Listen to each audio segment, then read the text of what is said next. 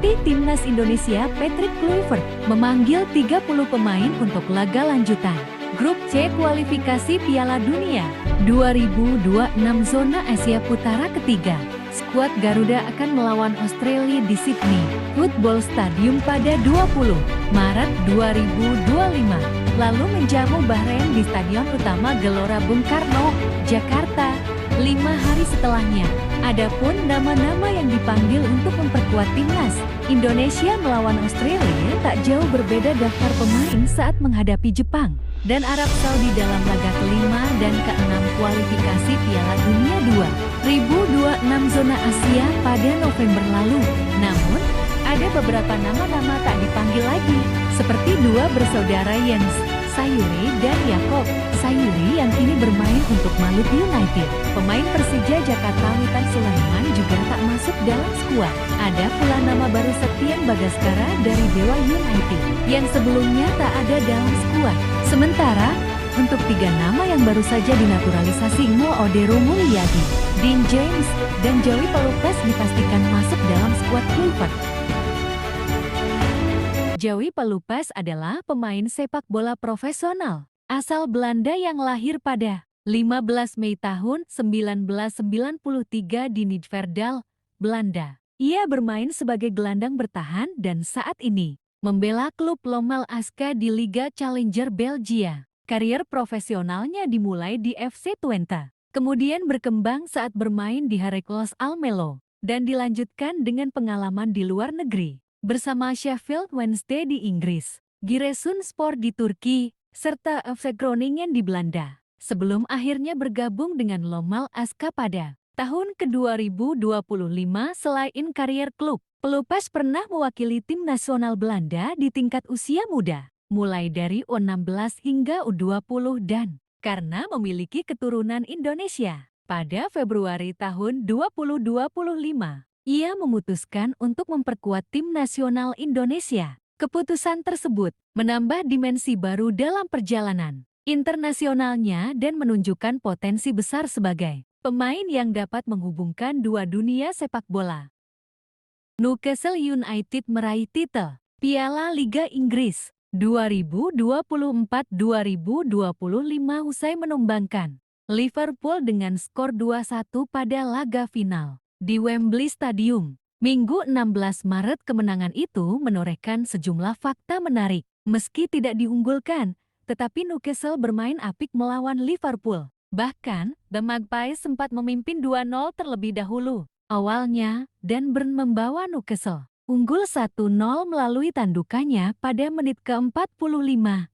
Kemudian, tembakan Alexander Isak pada menit ke-52 membuat Newcastle semakin menjauh. Pada waktu yang tersisa, Liverpool hanya bisa memperkecil keadaan 1 kali. Federico Chiesa mencetak gol pada masa injury time. Newcastle pun berhak atas gelar Piala Liga Inggris musim ini. Kemenangan Newcastle juga diwarnai sejumlah fakta menarik. Berikut 5 di antaranya. 1.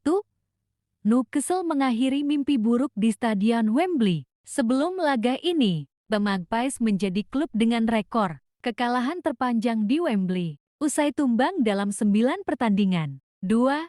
Dan Burn 32 tahun 311 hari adalah pemain Inggris tertua ketiga yang mencetak gol di final Piala Liga. Setelah George Eastham dari Stoke City pada tahun 1972, 35 tahun, 163 hari, dan John Terry untuk Chelsea pada 2015, 34 tahun, 84 hari. 3.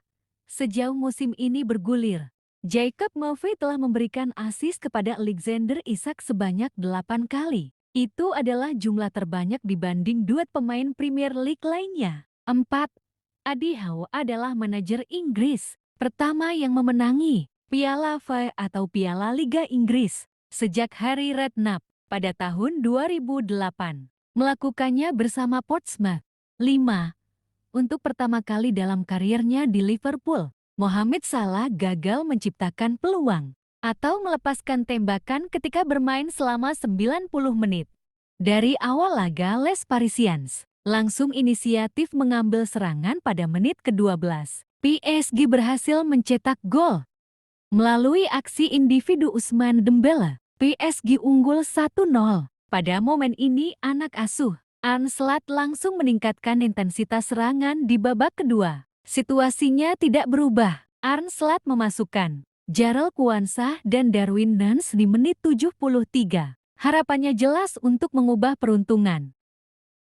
Di menit 80, Liverpool hampir menyamakan kedudukan. Memanfaatkan umpan tendangan bebas Andy Robertson. Sundulan Jarell Quansah membentur tiang gawang PSG kawalan Gianluigi Donnarumma. Tak ada gol yang tercipta di babak kedua. Sehingga skor 1-0 untuk keunggulan PSG. Bertahan hingga waktu normal 90 menit berakhir. Alhasil, laga berlanjut ke extra time 2 kali 15 menit. Hingga babak extra time habis skor tetap imbang dengan agregat 1-1. Dalam adu penalti 3 dari 4. Penendang penalti. Liverpool gagal mengeksekusi. Hanya Mohamed Salah yang berhasil mengeksekusi penalti tersebut. Skor penalti Liverpool 1 Paris Saint-Germain 4. Timnas Indonesia meraih hasil buruk saat berjumpa Australia pada matchday ke-7. Grup C kualifikasi Piala Dunia ke-2026 pada laga debut Patrick Kluivert itu. Skuad Garuda kalah dengan skor 5-1. Pada duel di Stadion Sydney, Kamis petang Indonesia memulai laga dengan proaktif. Indonesia tampil menekan, bahkan dapat peluang dari penalti. Namun, kubu Socceroos akhirnya menang. Gol-gol Australia dicetak Martin Bull, Nishan Fulupilai, Jackson Irvine dan Louis Miller. Sementara, gol balasan Indonesia lahir dari aksi All Romney. Nathan Chuoon dapat sorotan tajam karena kesalahan-kesalahan yang dibuat. Namun, ada juga andil kesalahan kolektif pada kekalahan yang dialami Indonesia. Pertama, gagal penalti dan hilang fokus. Indonesia memulai laga dengan sangat bagus. Bahkan, ada 2 peluang emas yang didapat sebelum laga berusia 10 menit yakni lewat sundulan J.I.N.Z dan penalti Cavendish. Penalti Cavendish jadi momen krusial pada laga ini. Jika gol, Indonesia bakal berada di atas angin. Sementara, jika gagal Australia akan dapat momentum untuk bangkit dari tekanan. Penalti Dix gagal. Australia mendapatkan momentum. Australia bikin gol pertama 10 menit setelah penalti Dix gagal. Australia mendapatkan gol kedua pada menit ke-20. Mereka memanfaatkan momentum dengan baik. 2. Antisipasi bola mati yang buruk. Indonesia menunjukkan daya juang yang baik, terutama pada babak kedua. Kaum Hei dan kolega tidak menunjukkan tanda-tanda menyerah bahkan ketika sudah tertinggal 4 gol. Namun, ada titik lemah yang mencolok dan itu berdampak buruk bagi Indonesia. Ya, skuad Garuda lemah sekali dalam situasi bola mati, terutama saat bertahan. Indonesia kebobolan 2 gol dari sepak sudut, padahal Indonesia punya pemain yang kuat dalam duel bola atas seperti J.I.N.Z, Sandy Walsh, dan Miss Hilders. Ada sistem yang tidak berjalan. 3. Organisasi pertahanan rapuh. Bukan hanya dalam situasi bola mati, lini belakang Indonesia memang rapuh secara umum. Kebobolan 5 kali adalah bukti sahih bahwa koordinasi pertahanan tim racikan Patrick Kluivert belum optimal. Pada babak pertama, Indonesia bermain dengan garis pertahanan tinggi.